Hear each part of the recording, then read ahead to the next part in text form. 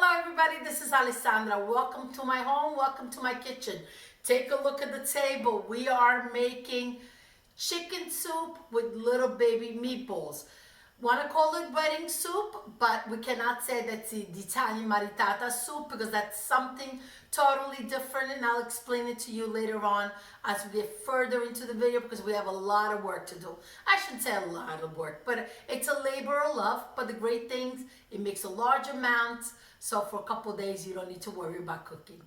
First thing I did already is put a large stock pot. I think I have about 8 quarts of water. Does it really matter? It also depends how much of the soup you're making. We're making a nice large amount. So I have about 8 quarts of water on the stove already, starting to boil. And so it's gonna be in different steps. Don't worry, everything will be written down in the description. So just stay with me and we'll make the soup together and it will be delicious. So the first thing is going to be is the chicken soup. I have about a 3.5 pounds of chicken, a whole chicken. Can you use a breast? Absolutely. I find the breast too dry. I like a mixture of the meat in it. Can you use the whole legs? That's a very good way to make soup too. The soup is basic. I have these are the 5 ingredients that I grew up with my mother. I always count it on my fingers to this day. So we have onion, carrot, potato, tomato, and celery. And so that's the first part of the soup. Second part of the soup, while that's cooking, I'm going to make, I have just a pound of 93.7% fat beef, strictly beef, and I have 1 clove of garlic, 1 to 2 eggs. I'll see later when I mix it. I did measure not the Parmigiano Reggiano. I like pecorino romano in my meatballs. So I have about 1/3 of a cup. I did weigh it, and I'll put the measurements in the video later. And look, and I have a piece of stale Italian bread. I did weigh this too. It's less than 3 ounces because we only have a pound of meat. Now, a little something I want to show you. When you buy the bread and it comes in the paper bag and there's leftover, just leave it in there, put it in your bread drawer, in your pantry. It will not get moldy. The only time the bread gets moldy if it's in plastic, and that causes it to sweat and the moisture will create the mold. Otherwise, stale bread does not mold. You could keep it for 2 months. Trust me on that because always done it. Okay. Now, I also have, so the bread is there, of course, salt and pepper. I'm going to add milk in it. If the milk does not completely cover the bread or you don't have a lot of milk, you could do a milk-water mixture. It's not a problem at all. As long as the bread has to get softened in the milk. Again, water milk, no problem at all. I'm going to add the water because I want the bread totally submerged in the liquid. Just simply so it goes faster. Otherwise, we'll be here. If you could do this ahead of time, do that. First thing you do, just soak the bread and you'll be ready to go when you take the meat out of the fridge. So I'm going to leave that. Third step of the video, it's the vegetables that go on top. This is fresh dandelion and escarole and dandelion. Okay? In Italy, they call this cicoria. Now, if you go to the store and ask for chicory, it's the curly escarole. So if you're here in the United States, it's dandelion and escarole. Okay, let's get started. Going to prep the chicken for the soup. First thing, I like to cut the back off. If there's excess fat, go ahead with a scissor and remove it. If you want to remove the skin of the chicken, this is a little trick. You grab a paper towel and you just kind of pull, and the paper towel gives you the steadiness of not slipping the skin, and you just yank it right off. Okay, I'm not going to remove the skin, but I just wanted to show you this little trick. So I'm going to just trim this area too. That's ready. The vegetables are all ready. I'm adding more potatoes because later when we remove the vegetables, you could eat them. And I know my little one likes the potatoes with a little dab of butter, so I just added more. So let's get everything into the pot of boiling water. Okay, water's boiling. Let's get the vegetables in. Just lower your hand gently in. You're not gonna burn yourself. Don't be afraid, but don't just drop it in because the water's gonna splash back on your face. So just like this, gently hold it close to the water, but not quite touching. Okay? Now, the next step is the chicken.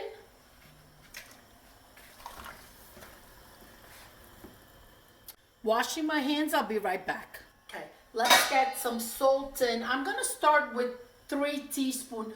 Normally I don't, these are things that are very hard to measure, but I know I'm giving the recipe out, so definitely don't taste it now. So I'm adding 3 teaspoons. So let that start, bring it back to a boil.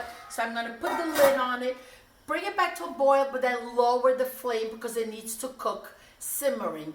Let's get started with the next steps. Okay, these dandelions don't have a long stem, but normally they do tend to have the long stem. If they do, you want to probably cut a couple inches off the bottom. But like I said, these were beautiful already, very short stem, so I'm just going to use them like that. What I do with the dandelion and the escarole, I wash it and boil it together. The reason why you want to boil it first and not have it cook in the soup is that, especially the dandelion, sometimes the escarole tend to be very bitter. So if that's the case, you're adding all that bitter flavor into the soup. So to avoid ruining the soup, we're going to do that. Now, so the escarole, you just grab it, remove the bottom piece, and as you could see, it's very sandy. See that? So we're just going to add it right here, but I'm going to show you something. So I'm going to cut off the tops, but this very last piece, I am going to keep it to make myself a salad, because il centro della scarola is tender and delicious, and it just makes a perfect salad. If you want how I dress it, I have it in my bacala video, which is listed on my YouTube channel that you're watching now. The trick to the washing the escarole, the dandelion, you could use lukewarm water. And the reason for that is that you're going to boil the vegetables, so you don't need to worry about wilting. And also, come closer, I want to show you something else. So now it's submerged in water. What you want to do is remove it, because if any sand that washed off, it's going to be at the bottom. So you close your water, because if you flip it over, then you're adding all the sand and the dirt back into the vegetables. Just remove it into a colander on the side, so all the sand and the dirt that falls off of the vegetables is going to be at the bottom, and you could just drain it. Large pot with not so much water. The water is boiling, okay? Now, this looks like a lot, but it really reduces to nothing. So let's go ahead and just add it in to the boiling water. Lid on it and let it cook for a little bit till it gets, we'll check it in about 5 minutes. I'm going to add a little salt così si insaporiscono. Not too much, because since it's soup, you could always add it at the end if the flavor is not right, okay? You see how much they've reduced? There you go. Okay, another little trick. 5 minutes have passed, they look perfect. Now, don't drain them in the sink, because if there's any sand at the bottom in the boiled water, you're gonna get it back in your vegetables. So this is what I do it. I just place it right in the colander that we've been using all along. And here it goes. Now let them get cool down to the touch, and then we could cut them. The escarole and dandelion have cooled down, so squeeze the water out. Okay, now move them over to a cutting board. You could also do this with a scissor, or just gently just cut them, because you don't want large pieces floating in the soup. You want to be able to eat them on the spoon.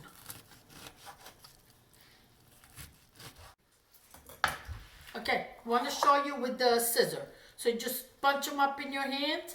You take the scissor and chop away like this. normally my meatballs, I just mix it in the big bowl, squeeze the milk out of the bread. Today I'm gonna cheat. What I'm going to do is, you could also use just the molica of the bread and not the crust.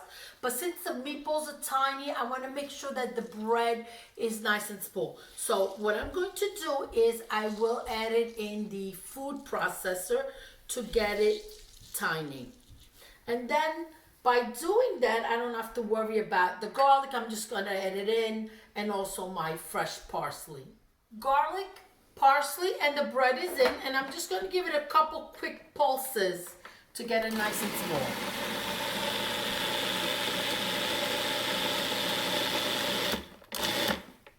Okay, there it goes. See that? Now it's nice and small and soft, and it'll be just right. Meat, the bread.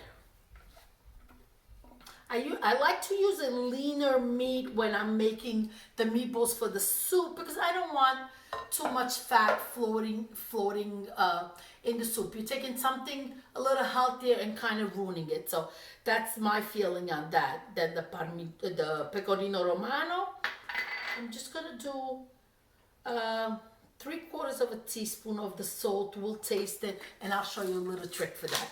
The fresh cracked black pepper, that's also up to you on taste, how much you want, how little you want. I just go by from experience. That's the other thing. Now also the eggs, we might need two. I'll let you know just as I start mixing it. Okay.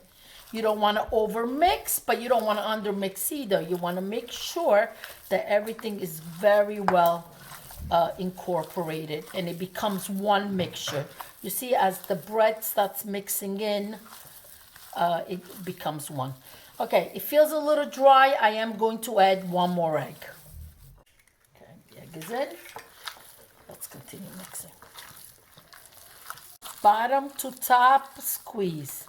Bottom to top squeeze. This is how you pretty much want to mix your meatballs. Okay, grab a little piece of the meatball mix, roll it, put it in a paper towel, microwave it for 20 seconds, and we'll taste the meat if it's just right. Okay, here it is. It's cooked. Now it's safe to taste it. Let's see. Oops. It needs just a little salt. What I'm going to do, instead of adding salt, I'm going to add a little bit more cheese. Okay, let's get the meatballs done. So you grab, I do 2 at a time. Sorry for showing off, but after so many years, guess what? So a little tip here, a little dough here, a little dough there. Just roll together, and there it goes. Can you make them smaller? Absolutely. Can you make them larger? No, don't make them larger. They need to be small meatballs, because they want to be on the spoon. So every bite you take, you have a little chicken, a little the meatball, a little the vegetables, and that's exactly how you want it. Now, I'm not, again, so put them in the middle of your hands, top and bottom like this, and just roll. And you cut a little time by doing 2 at a time. There it goes. Now, I'm not going to bore you by rolling the meatballs. Hope I get some volunteers. I'm going to start yelling for my kids to come down and help. And I'll meet you back when they're all rolled. Okay, the meatballs are ready. If you make this when it's, Christmas Day, or I usually make it for Thanksgiving as an appetizer, or Easter Sunday, it's always perfect. We call this in Napoletano o Benedetto, the blessed one. So for every major holiday, this is a soup we make. The maritata is something totally different. Maritata is made with chicken, beef, pork, and all sorts of green vegetables. And the expression maritata is that they marry well together, but it's a different soup. I realize we're in America. This is your typical Italian-American wedding soup with a little twist of authenticity. Okay, now the meatballs, I want to share with you. My darling videographer helped. /husband. I told him, the faster we roll, the faster we eat. So guess what? 2 hands up. So I'm sorry, going back to what I was saying, if you make it ahead of time, just take the dish, place it in the freezer, And then when they get hard, just put them in a Ziploc bag. So you could do this a couple days before when you make the soup, or even a week before. It makes it just a little bit easier. Now let's get back to the soup on the stove and move on to the next step. I have a colander over a bowl, and what we need to do is remove the chicken and the vegetables. Half of the chicken is out, the other half is still in. And the reason why is because we want to remain with a clear broth. Can you drain it?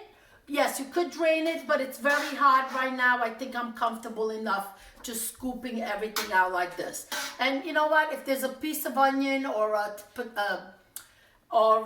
tomato or a carrot, there's no big deal. Actually, it looks nice. You could even cut up your carrots and put them back in.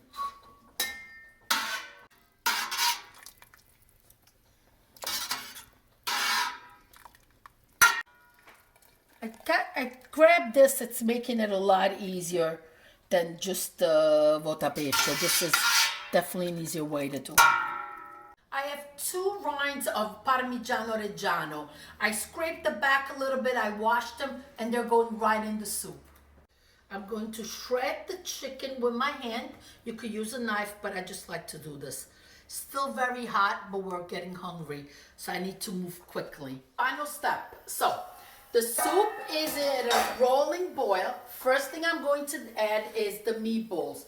Be very careful. Don't just drop them at once. It could splatter back at you. So just gently, just throw them in like this. Take a look as it picks up boil again. The meatballs that are cooked are going to come to the top. So that's perfect. So let it come to a nice rolling boil again. And what you're going to do is add the chicken in, the shredded chicken. So we're going to add that in too. This is a very healthy, hearty meal. You know, you don't need anything extra, but I will put one more ingredient in, okay? Time to add the escarole and the dandelion that we cut up. That we boiled, cut up, and drain. Oh, wow. Is it beginning to look fantastic already or what? Now, put a lid on it. Let it boil at least 5, 6, even 10 minutes, okay? The major stuff is done, so now it's almost ready. Last thing is I have 4 eggs, a couple tablespoons pecorino romano. I'm gonna crush some black pepper on top, and I'm going to just scramble everything and then add it on top of the soup.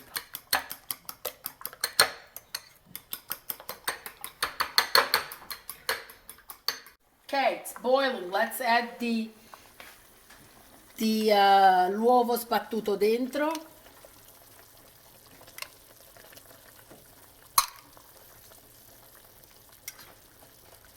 If it slows down the boil, just bring it up a little bit. Got to be always well connected with the heat that's cooking, whatever it is that you're cooking. Time to taste it. So if we need to adjust the salt, we do it right now. Let's see. Un pizzico in più di sale. I'm gonna add about 2 more teaspoons. You know what we say in Napoletano? No pizzica di sale rovina minestra, which means if you put too much salt, you could spoil your soup. So always be very careful. I'm gonna give it a nice mix, cook it for a couple more minutes, and then we're ready to eat. Time to eat.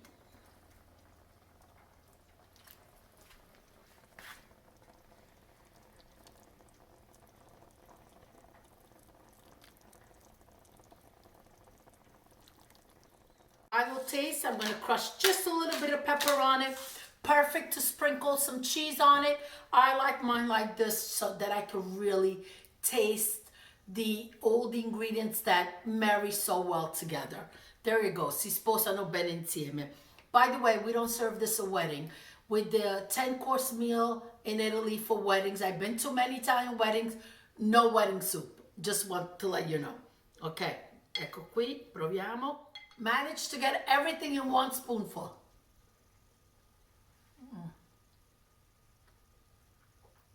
Beyond delicious. Please make these recipes. Thank you for watching. Please subscribe, hit the bell button so you can be notified of new recipes coming up. A lot of recipes are in my mind every day. In the middle of the night, I jump up like, oh my God, I gotta make that. I gotta make that. I'm very excited. I love to cook, love to share food. I guess my voice, my excitement does tell you that. Anyway, be safe, be happy. Eat healthy, wonderful, delicious food that you can make from scratch. Share with friends and neighbors. Actually, I'm going to go drop some off right now to my dear friend Massimo and Vicky. Thank you. Arrivederci. Alla prossima. Ciao, ciao.